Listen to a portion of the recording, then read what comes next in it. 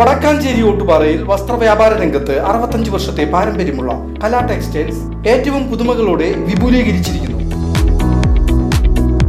വരൂ കലയുടെ വസ്ത്രലോകത്തിലേക്ക്. Kala textiles Ottupara Vadakkanchery. Contact 04884232 brain stroke വന്ന് അബോധാവസ്ഥയിൽ കഴിയുന്ന യുവാവ് ചികിത്സാ സഹായം തേടുന്നു. എരുമപ്പെട്ടി പഞ്ചായത്ത് 8-ാം വാർഡ് കുണ്ടന്നൂർ വെള്ളക്കുന്ന് കോളനിയിൽ ചീരാത്ത് വീട്ടിൽ 48 വയസ്സുള്ള സുരേഷാണ് ഉദാരമതികളുടെ കാരുണ്യം തേടുന്നത്. ഭാര്യയും 2 മക്കളും അടങ്ങുന്നതാണ് സുരേഷിന്റെ കുടുംബം.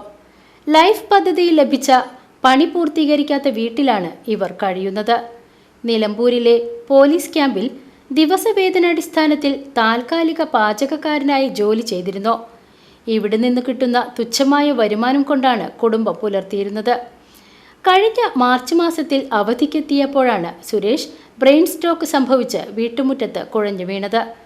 തൃശൂർ ജൂബിലി മിഷൻ ആശുപത്രിയിൽ നടത്തിയ പരിശോധനയിൽ തലച്ചോറിൽ രക്തം കട്ടപിടിച്ചതായി കണ്ടെത്തി. തുടർന്ന് തലയോട്ടി മുറിച്ചു നീക്കി സർജറിക്ക് വിധേയനാക്കി. ജീവൻ നിലനിർത്താൻ കഴിഞ്ഞെങ്കിലും സുരേഷ് ഇപ്പോഴും അബോധാവസ്ഥയിലാണ്. ഇതുവരെയുള്ള ചികിത്സയ്ക്ക് 9 ലക്ഷം രൂപ ചെലവ് വന്നിട്ടുണ്ട്. എൻ്റെ അനിയൻ്റെ വീടാണിത്.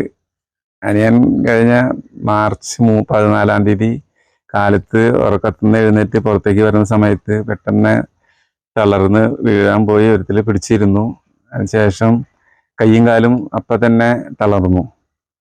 അങ്ങനെ ഞങ്ങൾ തൃശ്ശൂർ ജൂബിലി മിഷൻ ഹോസ്പിറ്റലിൽ കൊണ്ടുപോയി. അവിടെ ഡോക്ടർമാർ ടെസ്റ്റ് നടത്തിയപ്പോൾ പറഞ്ഞു വലിയൊരു ഓപ്പറേഷൻ വേണ്ടി വരും, 5 ലക്ഷം രൂപ ഇപ്പോൾ ചിലവ് വരും എന്ന് പറഞ്ഞു. നമ്മൾ സാമ്പത്തികം നോക്കിയിട്ടില്ല, അപ്പോൾ ചെയ്തോളം പറഞ്ഞു. ചെയ്ത് 1.5 മാസത്തോളം അവിടെ കിടന്നു. ശേഷം തിരിച്ച് വീട്ടിലേക്ക് കൊടുന്നതിൻ്റെ ശേഷം കുറച്ച് നാൾ കിടന്നപ്പോൾ പുറം ഭാഗം പൊട്ടി പഴുത്തു, എല്ലിൻ്റെ മുകളിലേക്ക് ബാധിച്ചു. വീണ്ടും കൊണ്ടുപോയി ഓപ്പറേഷൻ കഴിഞ്ഞ് ഒരു 5 ദിവസം അവിടെ കിടത്തി. ശേഷം ഇപ്പോൾ വന്നിട്ട് 10 ദിവസമായില്ലേ വീട്ടിൽ.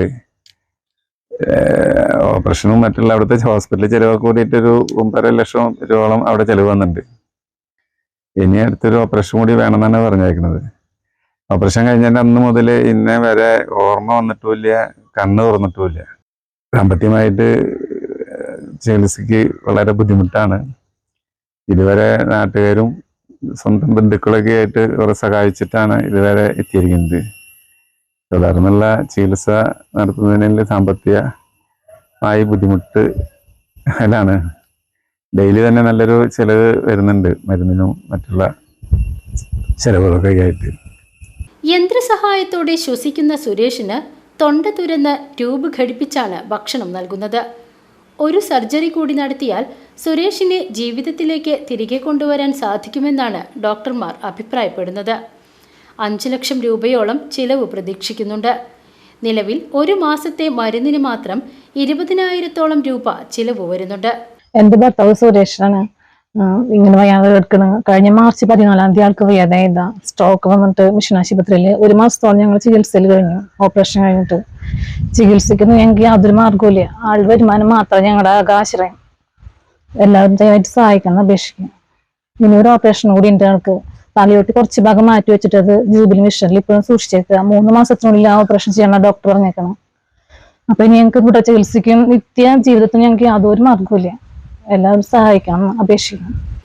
Panchayat president S. ബസന്തലാൽ, ജില്ലാ പഞ്ചായത്ത് മെമ്പർ ജലീലാദൂർ എന്നിവർ രക്ഷാധികാരികളായും വാർഡ് മെമ്പർ PM സജി ചെയർമാനായും ചന്ദ്രപ്രകാശ് ഇടമന കൺവീനറായും CS സജീഷ് ട്രഷററായും ചികിത്സാ സഹായനിധി രൂപീകരിച്ചിട്ടുണ്ട്.